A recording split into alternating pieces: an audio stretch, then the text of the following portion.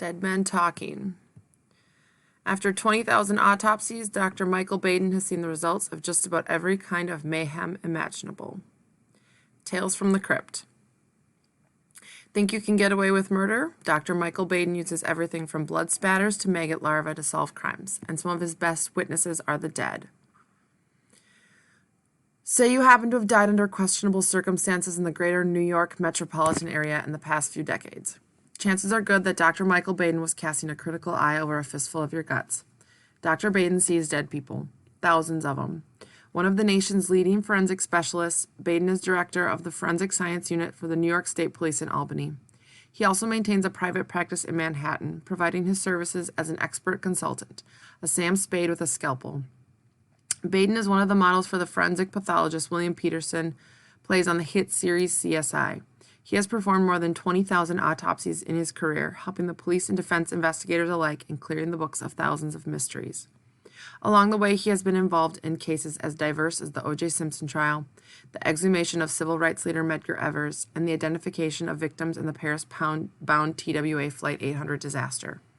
In the following excerpt from his book Dead Reckoning, co-written with Marion Roach, Dr. Baden conducts a guided autopsy tour through a fresh corpse, illustrating that, to the trained eye, dead men really do tell tales. The Big Cut. It is called the Y incision, but it is really more of a U with a tail. It allows you to reflect back the skin with ease. As soon as the scalpel plunges into the skin, you sweep it from the left shoulder down under the nipples and over to the right shoulder. One motion, smooth and fast. And the skin parts like a ravine. Then you lift the scalpel, place it at the bottom of the U, and swoop to the pit of the abdomen under the sternum, straight down left of the belly button. If there are any fainters, this is when they go. Those present during a homicide autopsy will usually be the police working the crime, an assistant district attorney, the mortuary assistant, the body, and me. There's a rule of thumb. The bigger the cop, the faster they drop. I lift my hands off the body at the end of the initial incision, left of the belly button, down at the pubic bone, the spot that connected us to our mothers. Convention is to cut to the left of the navel because a ligament comes in from the right side, a remnant of the umbilical cord, but that same convention includes a respect for how we are born and forbids slicing that umbilical cord. After the incision, the skin is reflected back and you can immediately note the color of the tissue. Using the scalpel and cutting under the tissue, close attention must be paid to dissecting between the skin and the rib cage. In every autopsy, there will be something unique. Inside stomachs, I've seen ears bitten off and worse. Once a man cut off his own penis and swallowed it, bleeding to death. The heart is removed by cutting through its attachment to the veins and arteries that enter and leave its 4 chambers. I place the heart on the stainless steel tray and slice it open with the scalpel. All the organs get sectioned and carefully examined. Going through the body methodically, we look at the weight and condition of each organ and then describe each one in terms of its architecture and color.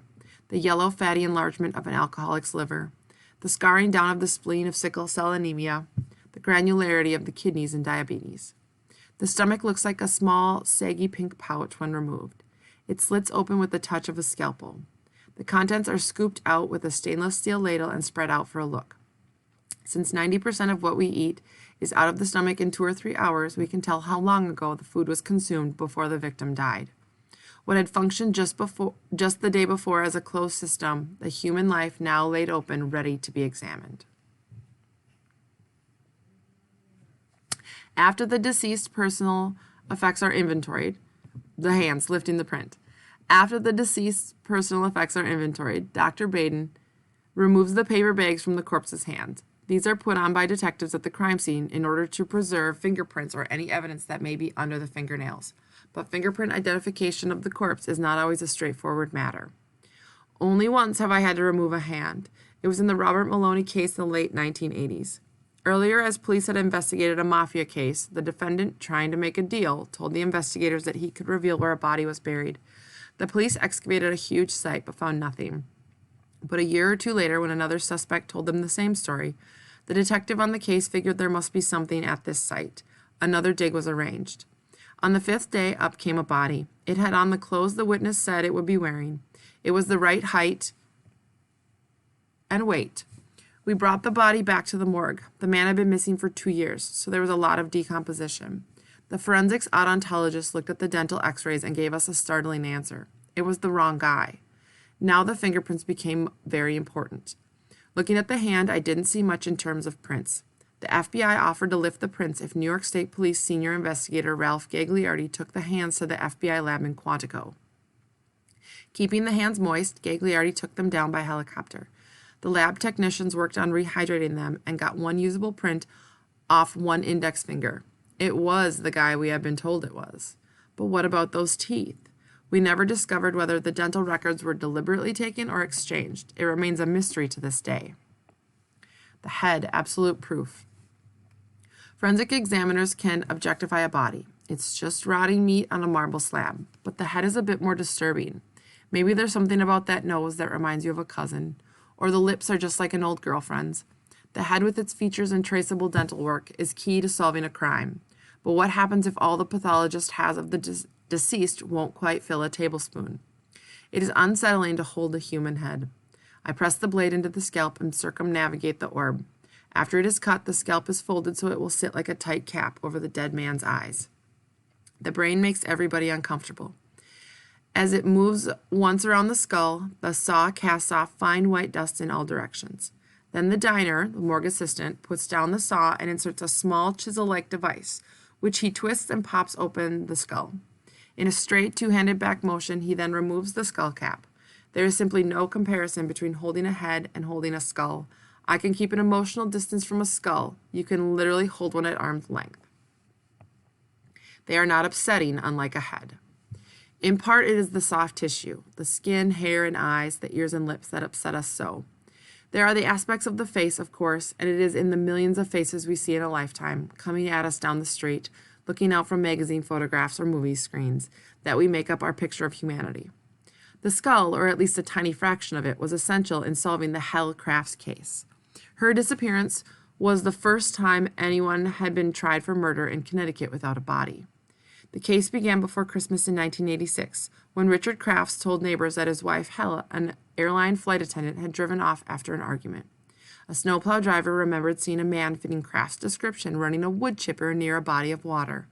One of the reasons the image stuck in the driver's memory was the chipping was being done at 3:30 a.m. during an unexpected snowstorm. The speculation grew that Richard Crafts had killed his wife, cut up her body with a chainsaw, placed the parts in plastic bags and into a rented truck, driven to Lake Zor, and using a rented wood chipper, chipped her body into mulch.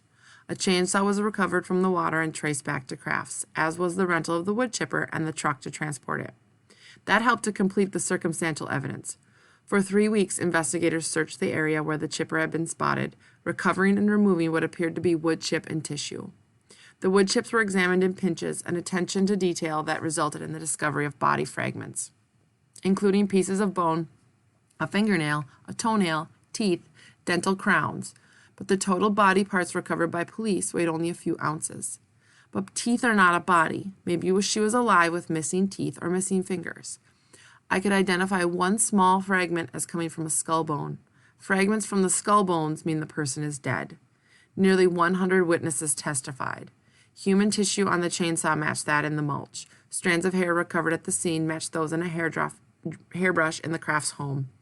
Fingernail polish from a shard of human nail matched that found in a bottle in the Crafts' home. It took almost 3 years of painstaking work, but in 1989, Richard Crafts was convicted of the murder of his wife. The blood, liquid evidence.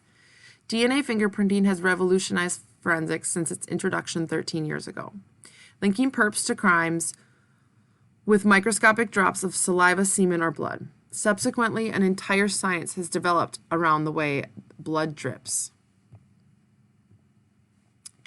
falls, splatters, cascades, dries, shoots, travels, and its velocity as it pumps out of the heart and sprays out of a severed artery and lands on every surface known to man. Bloodstain evidence is not about genetic markers such as DNA and ABO typing. The idea is to learn to interpret bloodstain evidence through the examination of the size, shape, and distribution of bloodstains. This is about reading the scene of a crime based on the blood that was left. Retired forensic investigator Herb McDonnell runs a school devoted to this science in Corning, New York, called the Institute on the Physical Significance of Human Bloodstain Evidence. He once engaged his students in measuring the velocity of droplets flung off the blood-soaked long hair of a young female volunteer. It arose during a 1974 case in Oregon in which a 67-year-old woman, Gertrude Lawrence, name has been changed, had been severely beaten. The suspect was her 21-year-old companion, who became enraged when she learned she would not be compensated to her liking in Lawrence's will. Her reaction was to attack the older woman with a fire poker. A review of the bloodstains revealed that the attack took place in the dining room, the living room, on the stairway, and in the bedroom. The older woman's thick skull saved her life. For its part, the defense provided the story that the victim had fallen in the living room and that her head had struck the brick edge of the fireplace. The companion said she had helped the woman upstairs and had begun telephoning doctors. She claimed that the blood spatter on the ceiling of the bedroom resulted when the victim shook her head no over and over, rejecting one doctor and then the next. McDonald knew the cast-off pattern could not have come from the victim shaking her head. Droplets resulting from even the most adamant protest would have to show a crisscross pattern if they ever reached the ceiling. These drops on the ceiling were perpendicular to that, and in Herb's words, radiated out from the area directly above the pillow. The elliptical geometry had to be translated for the court to make sense to the jury. It would require a model with the same length hair. A local nurse fit the description. At the chemistry building at Elmira College, Herb massaged blood into the nurse's hair. Then, blood soaked in on film, she shook her head as if to say no over and over again and never produced a single drop on the ceiling. Then Herb dipped a short broom handle into the blood. He struck the pillow on the table many times, producing patterns of blood on the classroom ceiling that were remarkably similar to the bedroom ceiling. When called to the stand, Herb gave his opinion that the blood on the ceiling could not have resulted from the victim shaking her head when her hair was soaked with blood. Come now, Professor, you certainly have never conducted experiments with a live subject whose hair was wet with blood to see how far they could shake it, have you? As a matter of fact, I have done that very experiment. The young woman went to prison.